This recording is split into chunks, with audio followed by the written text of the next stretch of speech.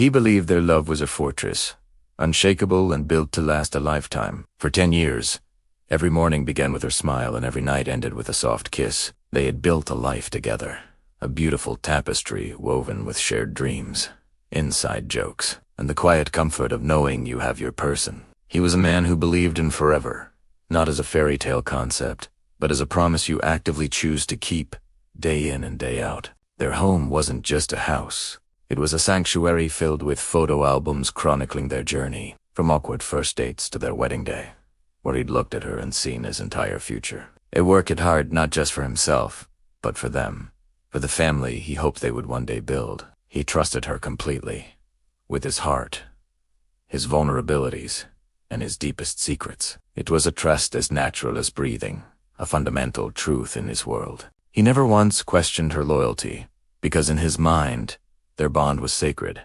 a pact sealed not just with rings, but with a decade of shared existence. Betrayal was something that happened in movies, to other people. It wasn't something that could ever touch them. Or so he thought. The first crack in his perfect world was almost invisible, a tiny hairline fracture he initially dismissed. It started with her phone, a device that was once casually left on the coffee table, now suddenly guarded like a state secret. It would be flipped face down, or clutched tightly in her hand. Late-night texts would illuminate her face, and when he'd ask who it was, the answer was always a vague, "Oh, just work," or a friend from yoga. He wanted to believe her. For 10 years, her word had been gospel.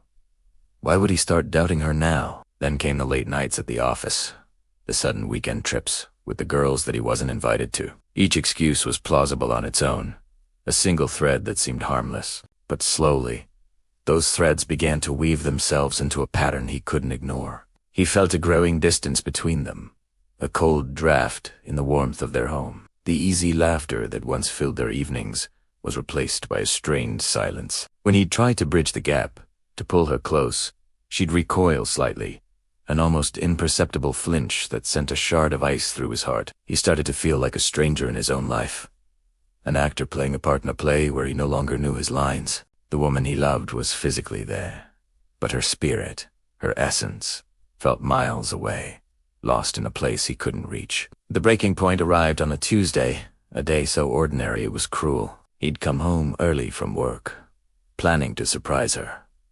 Maybe cook her favorite meal. He walked in, calling her name, but the house was quiet. A strange feeling washed over him, a premonition that made the hair on his arms stand up. He went to their shared home office to drop his bag and saw her laptop was open.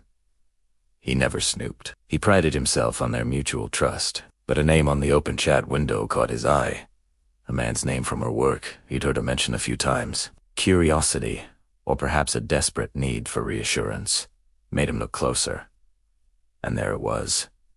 His world didn't just crack, it shattered into a million irreparable pieces. It wasn't just a flirty conversation. It was a chronicle of an affair. There were messages detailing secret meetings, declarations of feelings that were meant for him, and plans for a future that didn't include him. He read about shared hotel rooms, about stolen kisses in a parking garage, about how she felt alive with this other man in a way she had UNT in years. Each word was a physical blow, knocking the air from his lungs. The life he believed in, the past 10 years, it all felt like a lie. The woman he had given his heart to had taken it and casually handed a piece to someone else. The betrayal was so absolute, so profound, it felt like it was rewriting his own history. Were any of the smiles real? Did she love him on their wedding day? The foundation of his reality crumbled beneath his feet, leaving him in a free fall of pain and confusion. The confrontation was a storm of quiet devastation. There was no screaming, no plates were thrown, just the heavy, suffocating weight of the truth hanging in the air between them. He sat her down, his voice trembling as he repeated the words he'd read. He watched her face as the denial crumbled, replaced by a shame so profound she couldn't meet his eyes. Her confession came out in broken whispers, each one confirming his worst fears. The late nights at work were dinners with him. The weekend with the girls was a trip to a boutique hotel. The affair had been going on for 6 months. 6 months of living a double life, of looking him in the eye and lying with every breath. He asked the one question that haunted him, the one he was terrified to hear the answer to. Why? Her reasons were a cascade of cliches he'd heard in movies, but never thought he'd hear from her lips. She felt stuck. They'd grown apart. He didn't see her anymore. Each reason felt like an attempt to shift the blame, to justify the end. To him, it sounded like she was trying to convince herself as much as him. He didn't see anger in that moment, only a bottomless pit of sorrow. The woman he loved, his partner, his best friend, was a stranger. The fortress they had built was a ruin, and he was standing alone in the wreckage. In the days that followed, he walked through his life like a ghost. Their home, once a source of comfort, was now a museum of their shared lies. Every photo on the wall seemed to mock him.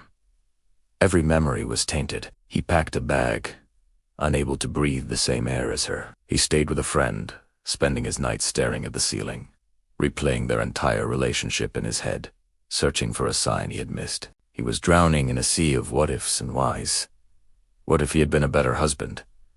What if he had paid more attention? He blamed himself. Et blâmait her.